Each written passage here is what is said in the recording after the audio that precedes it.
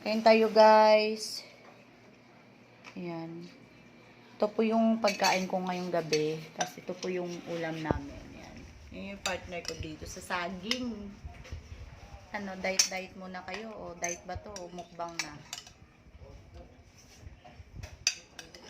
Ito lang yung partner ko dyan, guys. So, pasensya na sa mga may manok. Kinain ko na yung mga paa ng manok nyo. Pero guys, naawa ako sa manok. Ayoko talagang kinakatay ang manok.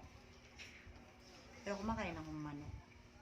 Kumakain ako guys ng manok. Basta, hindi ko makikita mang pagkatay. Pero sa personal guys, ayoko.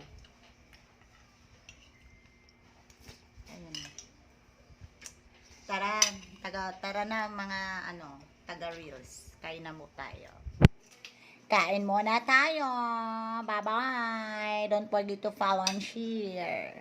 No?